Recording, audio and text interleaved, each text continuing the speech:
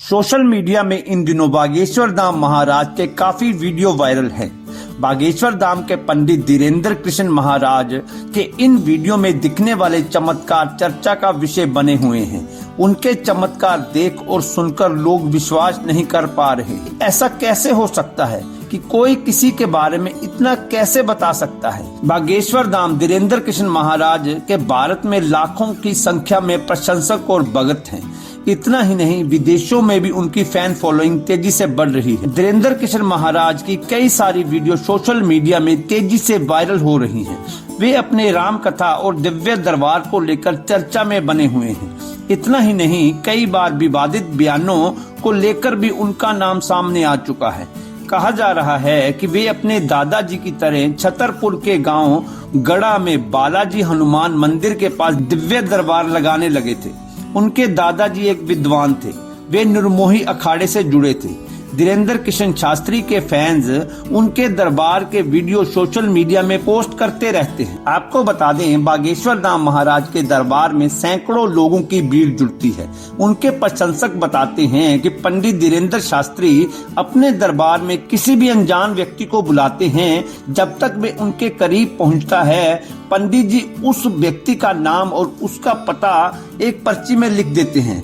लोग इस बात से हैरान हैं कि जब कोई इतना दूर से आया है जिसके बारे में पंडित जी को कुछ नहीं पता है, वे कैसे एक पर्ची में एक व्यक्ति के बारे में सब कुछ बता देते हैं कि उसके मन में क्या चल रहा है। इतना ही नहीं, दरबार में ही पंडित धीरेन्द्र कृष्ण उस व्यक्ति की परेशानियां भी बता देते हैं और उसका जीवन काल कैसे बीता ये भी उसे बता देते हैं। वे उनके माता पिता और उनके परिवार संबंधियों के बारे में भी सारी जानकारी बता देते हैं। महाराज अपने प्रशंसक की परेशानियों का निवारण भी बताते हैं। बागेश्वर धाम महाराज के दरबार में हर दिन सैकड़ों की संख्या में लोग पहुंचते हैं।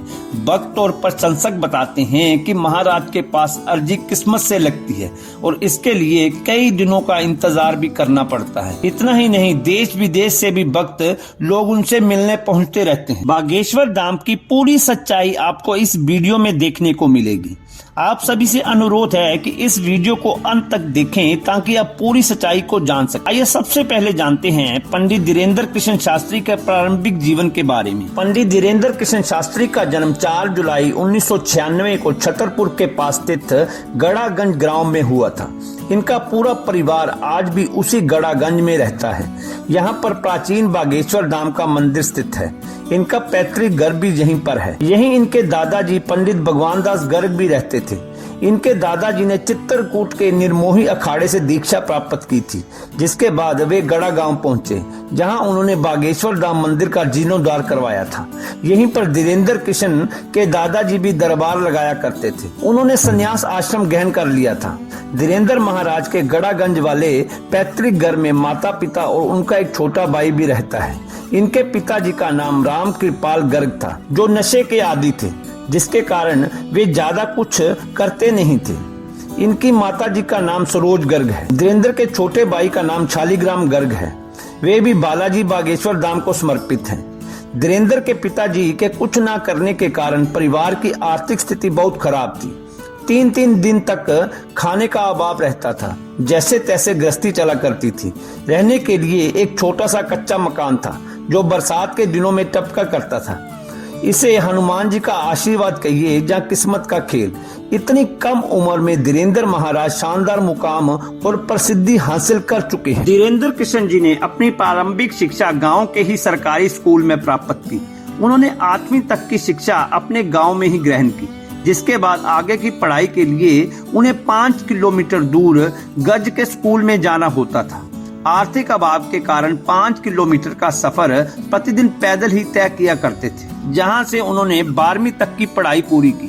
इसके बाद आगे की पढ़ाई के लिए उन्होंने कला संकाय से स्नातक में दाखिला लिया, लेकिन आर्थिक अभाव और धर्म में भक्ति और आस्था के कारण उन्होंने बीच में ही पढ़ाई छोड़ दी। धीरेन्द्र अपने परिवार के सबसे बड़े लड़के हैं, जिसके कारण परिवार के भरण पोषण की जिम्मेवारी भी इन्हीं पर थी, जिसके चलते ये लोगों के घर में जा जाकर दान दक्षिणा मांगा करते थे। साथ ही कथा व पूजा करके घर का भरण पोषण करते थे। बागेश्वर सरकार धीरेन्द्र कृष्ण के परम मित्र शेख मुबारक हैं, जिन्होंने उनके आड़े समय में बहुत साथ दिया था। उनकी ये मित्रता आज भी कायम है। जिसकी चर्चा आज भी बागेश्वर सरकार के विभिन्न मंचों में सुनने को मिलती है। उनकी मुलाकात भी एक दिलचस्प घटना के कारण हुई। डॉक्टर शेख मुबारक अक्सर निजी काम के सिलसिले में छतरपुर में जाया करते थे। तभी गड़ागंज में उनकी मुलाकात धीरेंद्र कृष्ण से हुई, जो उनसे उम्र में काफी छोटे थे। इन दोनों के बीच अपने अपने धर्मों को लेकर चर्चा हो रही थी, जिसमें शेख मुबारक ने सनातन धर्म को लेकर कुछ ऐसी टिप्पणी की जिसके जवाब में धीरेंद्र ने उनके भ्रम को शांत किया। इसके बाद वे अक्सर बागेश्वर धाम सुंदरकांड का पाठ सुनने के लिए आया करते थे, जिसके परिणाम स्वरूप उनके जीवन में कुछ चमत्कार हो गए।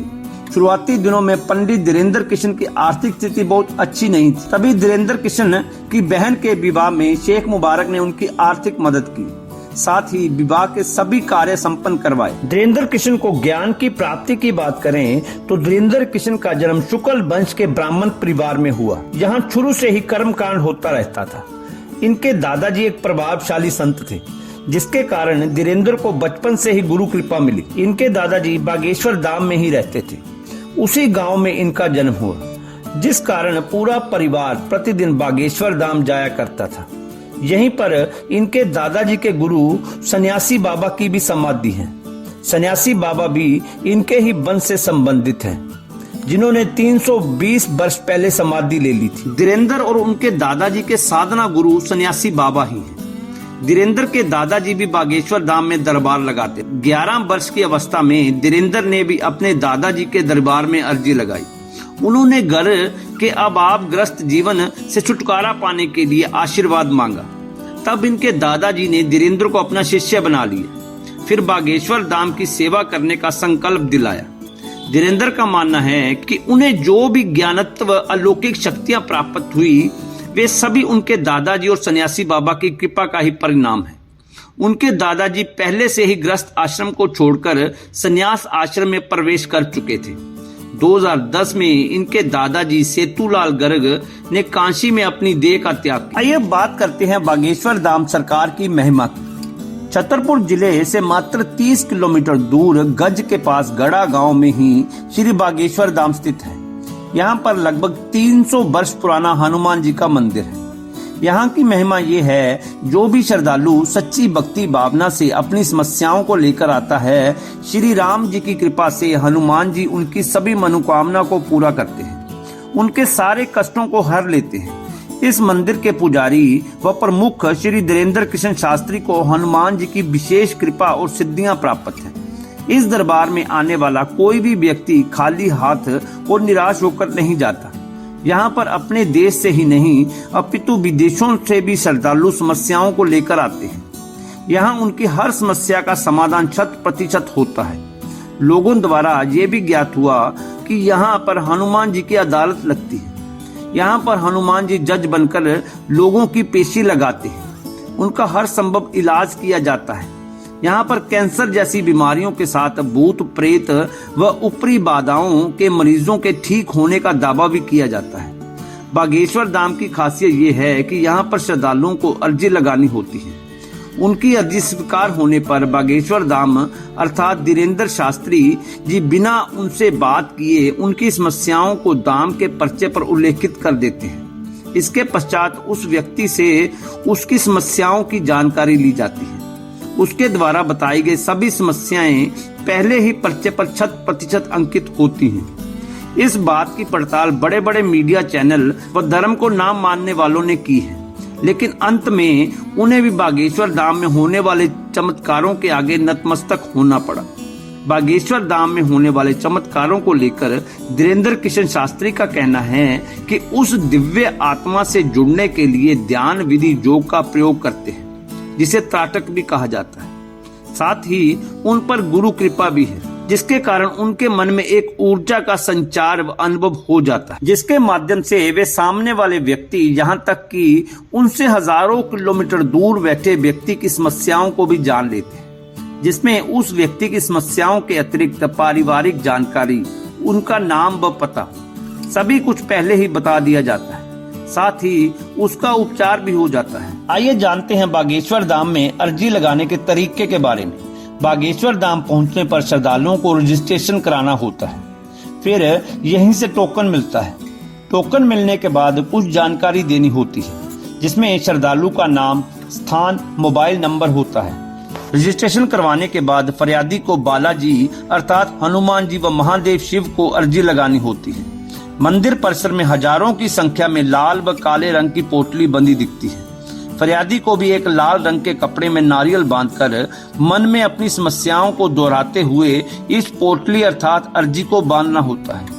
इसमें लाल और काले रंग की अर्जी में अंतर ये है कि काले रंग की अर्जी सिर्फ भूत प्रेत बाधा वाले और ऊपरी समस्याओं से ग्रसित व्यक्ति बांधते हैं, जबकि लाल रंग की अर्जी अन्य सभी समस्याओं के लिए बांधी जाती है। अर्जी बांधने की जगह पर ही महादेव और महाबली का मंदिर है, जहां अर्जी लगने के बाद फरियादी 21 बार परिक्रमा करते हैं। इस दौरान मन में मुराद को लगातार दोहराया जाता है।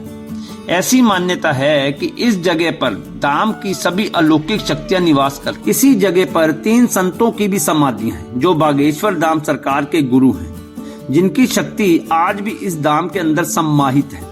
इसके बाद पेशियों का सिलसिला शुरू होता है। यहाँ मुख्य रूप से मंगलवार और शनिवार को पेशी होती है।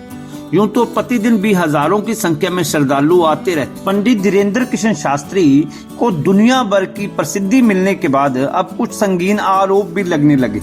बागेश्वर धाम के पुजारी पंडित धीरेन्द्र कृष्ण शास्त्री पर आरोप है कि वे अपने ही गांव के लोगों की जमीनों पर जबरन कब्जा कर रहे हैं। उन पर इस तरह के आरोप पहली बार नहीं लगे हैं। इससे पहले भी गांव के लोग उनके खिलाफ आवाज उठा चुके हैं। छतरपुर जिला मुख्यालय से लगभग 35 किलोमीटर दूर गड़ा गांव देखते ही देखते व्यवसाय का एक बड़ा केंद्र बन गया है। शनिवार और मंगलवार को धाम में लाखों की संख्या में लोग आते हैं। यहाँ लगने वाली दुकानों की बम्पर कमाई होती है, जिसकी वजह से यहाँ की जमीनों के दाम आसमान को छू रहे हैं। गांव की जिस जमीन के दाम कभी हजारों में हुआ करते थे, आज वे करोड़ों में पहुंच गए हैं। बागेश्वर धाम में लगने वाली दुकानों का किराया हजारों से शुरू होकर लाखों में पहुंच गया है। धाम के अंदर कुछ छोटे छोटे रेस्टोरेंट भी हैं, जिनका किराया 50,000 से लेकर 1.5 लाख रुपया महीने तक का है। आपको बागेश्वर धाम पंडित धीरेन्द्र कृष्ण शास्त्री के ऊपर मेरा ये वीडियो कैसा लगा, प्लीज कमेंट में बताएं। और वीडियो को लाइक करें, शेयर करें और चैनल को सब्सक्राइब करें और बेल आइकन दबाएं, ताकि मेरा हर वीडियो आपको डायरेक्ट मिले। जय हिंद।